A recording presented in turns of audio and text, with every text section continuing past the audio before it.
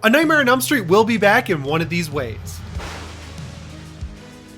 How's it going, everyone? As always, my name is Jimmy Champane, and if you like monsters, slashers, pretty much any movie shot during, set during, or inspired by the 1980s, this is the channel for you. If you haven't seen this series here on the channel before, basically what I do is I look at all of the big horror franchises, you know, the ones that haven't had a movie or TV show in a while, and I try my best to come up with 5 or so ways in which that series could come back. We've covered Friday the 13th and Halloween so far here on the channel, so I figured I'd go back to a franchise I covered just a month or so ago, A Nightmare on Elm Street, because we know something is happening. So if that sounds cool to you, let me know on Twitter and Instagram at Jimmy Champane, and if you want to be extra helpful, subscribe to the channel and set your notifications to all. I would love to hit 100,000 subscribers by the end of the year, and I feel like that goal is attainable, but you know, if it takes a little bit longer, that's okay. I just really want that silver play button. I've been working at it for a long time here on this channel. All right, with that out of the way, let's get into this list here. 5 ways A Nightmare on Elm Street could come back, with one secret bonus option at the end. Yeah, I'm not leaving you hanging. I've done like 6 or 7 in all these videos, but I'm just gonna call them all 5. This video is sponsored by Raid Shadow Legends. So picture this, you just got a brand new phone and you're looking for the greatest mobile game of all time to play. Enter Raid Shadow Legends. It's got awesome visuals, loads of powerful champions, challenging PvE bosses,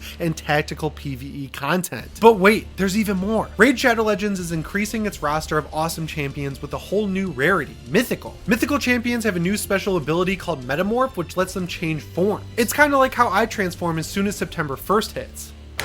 That's my example of a metamorph, but I promise you it's 1,000 times cooler in Raid Shadow Legends. And remember, the coolest thing about mythical champions is that they're basically 2 champions in one. And if you want to collect some of your own, you can summon them with primal shards from the portal. And there's a new level of strategy with these mythical champions because each form will use the same artifacts, accessories, masteries, and blessings. So you got to be careful when you're choosing how to use them. These mythical champions are the most versatile champions ever seen in Raid. And that's because you can tailor your playstyle and create synergies across forms. Do you want a free champion? Of course you do, especially when they're as awesome as this. Check out Sun Wukong, Raid's take on the mischievous Monkey King, coming as a free legendary champion. All you have to do to get him is log into Raid for 7 days between August 22nd and October 23rd. There's no heroic journey required. All you got to do is log in. And for new players of the game, you now have the chance to get one of the best epic champions, Stag Knight. And you can also get a skin for him designed by JonTron himself. All you got to do is use the code JTSkin before October 7th. Also, if you click my link or scan this QR code right here, you'll get an in-game starter pack with a ton of awesome loot. Just go ahead and click my link in the description and I'll see you on the battlefield. Huge shout out to Raid Shadow Legends for sponsoring this video. All right, so the first way I think A Nightmare on Elm Street could come back that I personally would be really happy to see is with a legacy sequel to A Nightmare on Elm Street Part 3 Dream Warriors. Look, I've seen this entire franchise top to bottom. I've had DVD collections,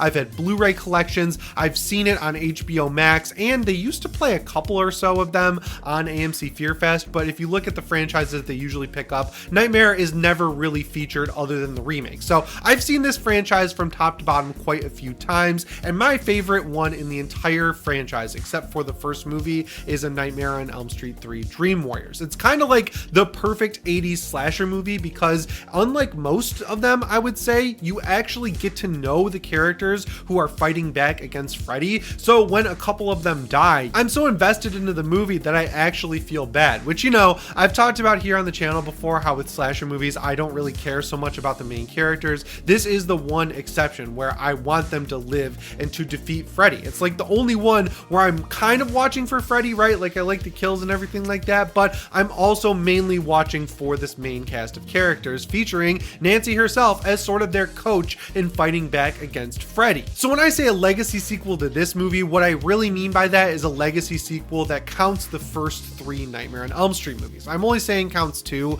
just because it doesn't really impact the series all that much. Like you could take it or leave it. So at that point, just keep it simple by including it and not being like, well, we're including the first movie, not the second one, but we are including the third movie because I don't know, like the third movie is sort of like a requel sort of deal because the second movie is so far out of left field. And honestly, I rank it pretty low on the list. I know it's had its sort of renaissance and all that, but it's just not for me. It doesn't really feel like it fits too well into the franchise. So the reason I I like this timeline so much is because it would be very difficult to do the classic requel formula, because in this timeline, Nancy is dead. She dies heroically in A Nightmare on Elm Street 3. They could call back to that and show that footage, or maybe extend it by de-aging Heather Langenkamp, but for all intents and purposes, the only way I guess you could see her show up would be in the dream world, and I don't necessarily think they would do that because it would be so expensive to de-age her. So knowing that, there's two options for this movie, right? Like, you could do the requel thing and bring back Patricia Arquette. She could kind of like reformulate the Dream Warriors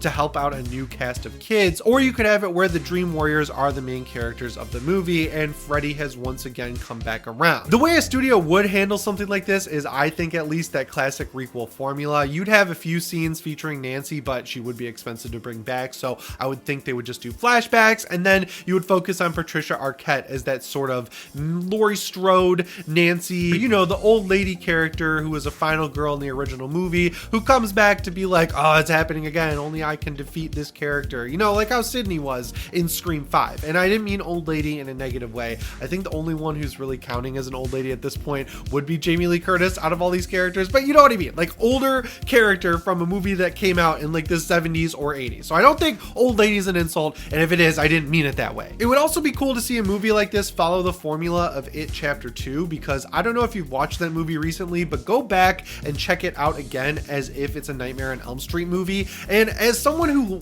really liked that movie, I thought it was good, not great. It was definitely a step down from It Chapter 1 in my opinion, and the biggest detractor for it for me was the use of humor was totally out of place. It didn't fit. Even if you look at it as a Nightmare on Elm Street movie, there is way too much Marvel style humor and like one-liners in there and like, oh, he's right behind me, isn't he, type stuff. I don't like that. And also Andy Muschietti's CGI. I have a vendetta against it, I guess, because I bring it up every video lately here on the channel, but I don't like the way the guy uses CGI. It's obvious, it doesn't look good, and it ages very poorly. And I feel like all those criticisms are fair to kind of levy at It Chapter 2, but beyond those criticisms, the structure of that movie I think is really good. So if you had the adult characters from A Nightmare on Elm Street 3 Dream Warriors kind of flashing back to when they were teenagers, and I think I'd have it like It Chapter 2 where most of the kids grew up and moved away from Elm Street, but one remained, and then just like there's so many killings going on that even this weird spell or whatever the hell Freddy would put over this town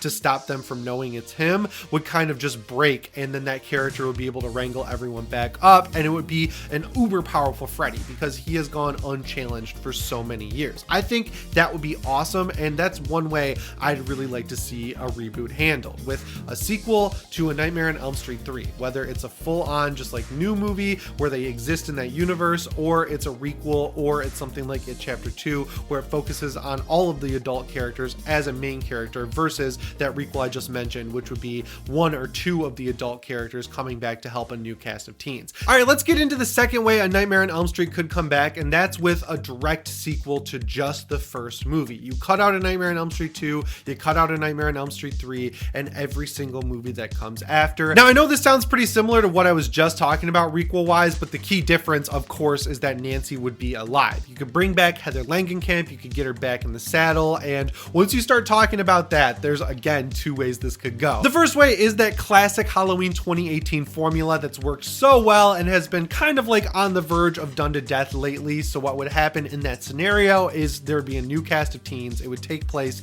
in the modern day. It would have a cold open on Elm Street. You would be like, oh, we're on Elm Street. There's fog rolling down the road, and then there's like a pan in the camera and this one take intro sequence up to the second floor, and you go into a bedroom and there's a teenager sleeping in the bed, and then Freddy shows up and murders that teenager, and then it's like, oh, he's back. The whole group of teens has to piece together who this character is, but they kind of rush through that, you know, because this has been done so many times and they want to make sure they're not only bringing in new people but also catering to old people so they can make over $200 million like Halloween did. Anyway, back on track here. Then these kids, they look up the newspaper stories or they go on Google or something like that, and then they find out that back in the day there was this girl named Nancy who was accused of murdering all of her friends in extremely gruesome ways, and her mom, and she was put in an insane asylum, but she was adamant that it was the resurrected ghost of Freddy Krueger, the local, I can't say the word. I was gonna say but I'm pretty sure I can't say that on YouTube. Anyway, you get what I mean. Freddy's back, and then these kids have to go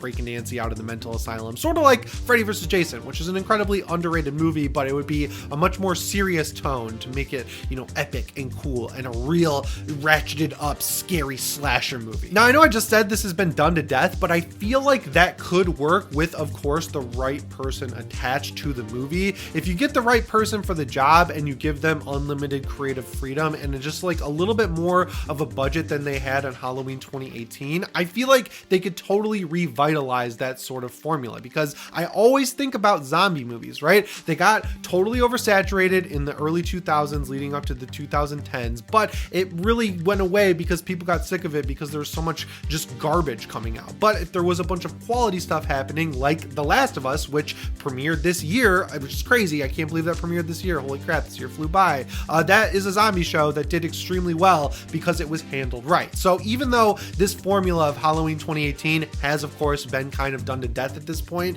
it's only because it was done so well by Halloween 2018, and that doesn't mean that if it was done again in the Nightmare on Elm Street's realm, it couldn't be good. As for who I want to direct something like that, the Racka Racka Boys are a strong choice for me. They did a great job with Talk to Me. I feel like their career is going to be endless at this point. I also saw a bunch of comments saying Ty West, or they would just say the guy who directed X and Pearl. If you haven't seen his other movies like The House of the Devil or The Innkeepers, you got to check them out. He's also a good actor. He's in You're Next, which is a slasher movie that took forever to come out, but it eventually did, and it was incredible. I saw it in the theater when I was in college, and it's like one of my favorite Halloween time movies to watch. Yeah, I think he would be a great pick for that role. Adam Wingard is off doing like huge studio movies now, like the Kong vs. Godzilla sequel, and he did Kong vs. Godzilla, but it would be sweet to see him kind of take a step back and go back to a low budget horror movie. Of course, James Wan, I feel like he's just done with Aquaman at this point. Like that movie has just been, you know, dragged through the coals, and it seems like Warner Brothers has given up on it. Why not go back to horror again, post Malignant, and give us a Nightmare on Elm Street? Like there are so many options of great directors who could kind of just sit behind the camera and do great stuff with this requel formula, but you know, it is the easy route to go. And I feel like with Nightmare being gone so long, going the safe, easy route isn't necessarily the worst thing in the world. Like get the ball rolling with some new content and then do something kind of crazy with it with the sequels, which I know that's what they did with Halloween, and everyone hates Halloween Ends. I get it. I see the comments, but Halloween Kills was pretty damn cool. And I feel like that extra little budget they got made it that much better. So maybe start out A Nightmare on Elm Street with a direct sequel to the first movie, but give it the Kills budget instead of the Halloween 2018 budget. Now the studio for that, I don't want Blumhouse doing it. We know Blumhouse isn't doing it, but we know their formula at this point, so I want to see a different studio's take on it. You know what I'm saying? Like Paramount has their formula for Scream, Blumhouse has their formula for Halloween and every other movie they make. Let's get Warner Brothers back in the mix with some actual slashers like A Nightmare on Elm Street. Third on my list here, we have the first way that wouldn't require Robert Englund and or Heather Langenkamp coming back, which is a full-on start over fresh reboot of the franchise. Now, Nightmare on Elm Street is definitely in a unique situation here because Freddy has had definitive endings multiple times throughout his franchise. The person that plays Freddy, Robert Englund, has said multiple times that he's kind of hanging up the glove, I guess, or like the fedora or the sweater. I don't know. He's hanging something up from the Freddy costume and he doesn't want to do it anymore. And it's been so long since we've had anything from this franchise, like since 2009, that I feel like you really could start fresh and come back super strong and get a new generation of kids scared of Freddy. Like when I was a kid, I was terrified of Freddy because I watched reruns of these movies on TV and they were actually terrifying. And the farther I got into the franchise, the less scared I was, just naturally because the quality drops off so much after A Nightmare on Elm Street 3. But that doesn't mean they couldn't start the whole thing over again and kind of learn from the mistakes of the past and just take the core tenets, right? Like make Freddy scary, don't use CGI, do really inventive kills with this character, and don't ratchet up the humor too much. Like if you do that, he gets not scary and he's funny, and you don't want that because what I was just talking about earlier in the video within chapter 2, where Pennywise is kind of a joke, that is not what we want with Freddy Krueger in a new A Nightmare on Elm Street. Also, we're kind of seeing this happen with slasher movies now, where like the internet is sort of being infused into these franchises, like Texas Chainsaw Massacre. The bus scene, I guess, is super contentious, but every time I talk to people in real life about that movie,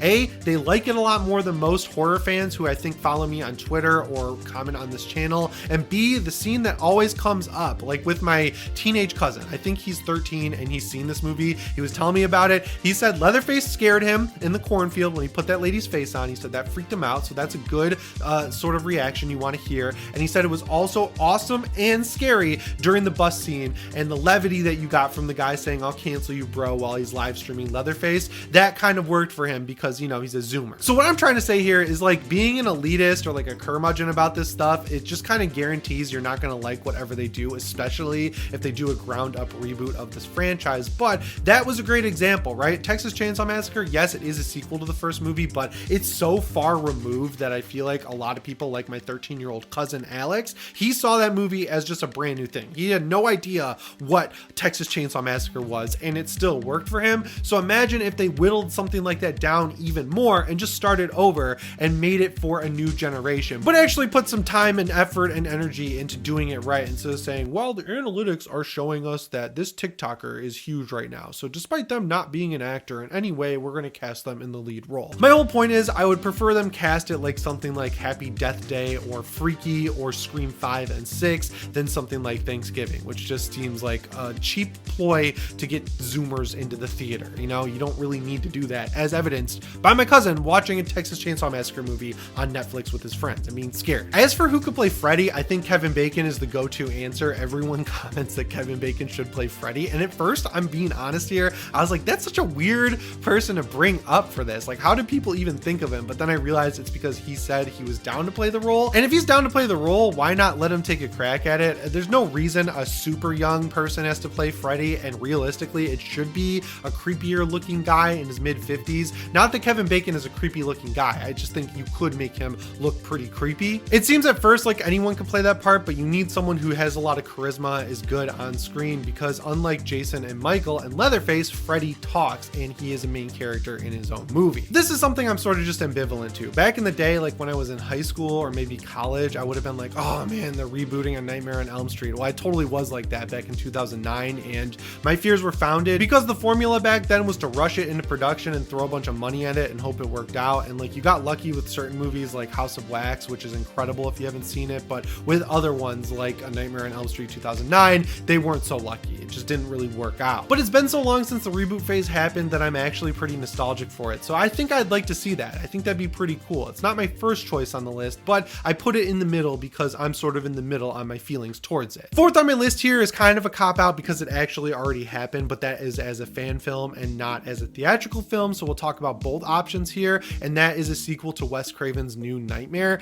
Now, Wes Craven's New Nightmare, I kind of see in the same light as something like H2O, where it was a really cool attempt at making a sequel to A Nightmare on Elm Street, but of course it's not really Freddy. It's like a real demon manifesting itself in Heather Langenkamp's life as like a scarier version of Freddy, and I thought that was a cool jumping off point for the fan film Dylan's New Nightmare. I thought their effects were awesome. I thought it was sweet that they brought back, I think his name is Miko Hughes, the kid who played Dylan in the original movie, but all grown up. So there was a lot of cool stuff in it, and that got me thinking about how it could be translated into a full-on theatrical film, because if theirs is pretty short, I'm thinking just because it's so expensive to make something that looks that good. This is an option that I don't think would ever happen theatrically, mainly because I'm pretty sure Wes Craven's New Nightmare didn't make a ton of money, and I think it's because of the title. Like, I get putting the Wes Craven name on it. They probably thought that was a good idea at the time, but New Nightmare, people don't have time to think it through, right? Like, they see New Nightmare, they don't think of A Nightmare on Elm Street, they don't go see the movie. And if you consider word of mouth, I feel like people would come out of that movie saying, oh, it's not actually Freddy, and he doesn't really talk at all in it, so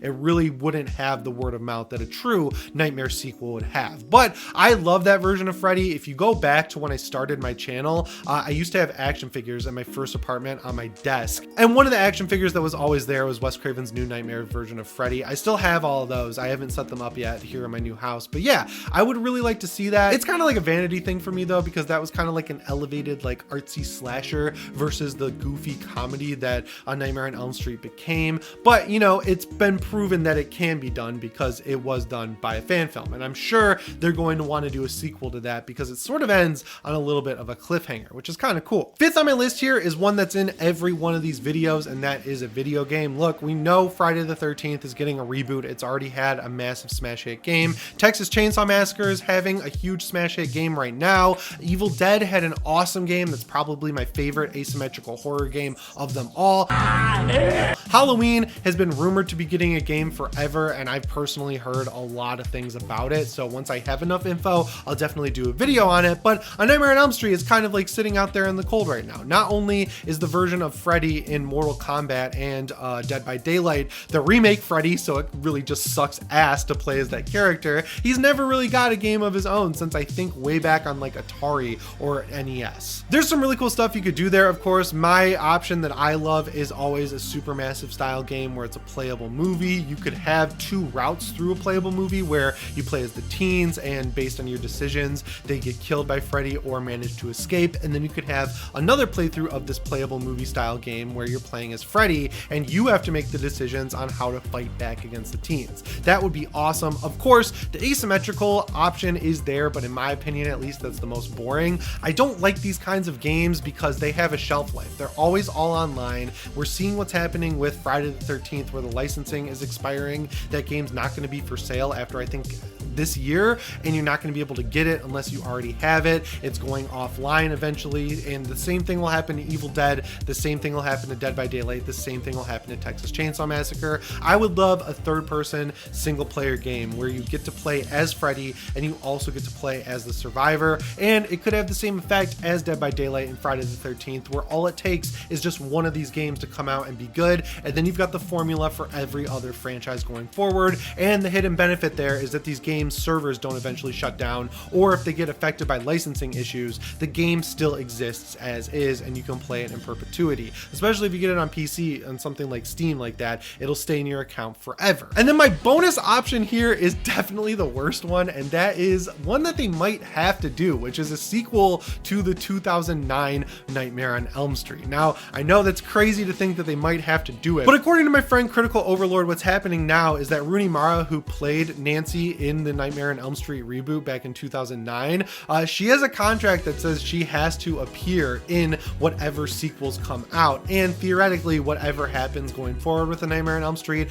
whether it's a reboot or not, it is a sequel technically speaking to that movie, so you'd have to include her in some way. Now, how they would include her, I think they would just use her as the Nancy, have her kills in a flashback during an intro montage. There are ways around this Achilles heel that the franchise has at this point, but yeah, that's going to be tricky to navigate. Honestly, I see the comments. I understand that that movie is liked by people. It's been on Netflix for so long that I feel like it might be a lot of people's first intro into the franchise, and I've just got to accept that, right? Like, as time goes on, just because I thought it was terrible when it came out and a lot of other people think it's terrible doesn't mean it is terrible, because movies are subjective and you can never say a movie is objectively bad. And I'm sure all of you are going to go in the comments and say that Halloween Ends is objectively bad, but you can't, because I'm not allowed to say that 2009 Nightmare on Elm Street is objectively bad, because movies are subjective, so I don't care that you don't like Halloween Ends. So yeah, that's 5 ways in which a Nightmare on Elm Street could come back. If you've got an idea, let me know what it is down in the comments below. I'm pretty sure one of these is going to be correct, just because, you know, the movie industry is predictable. It's not like I'm clairvoyant or anything. They all just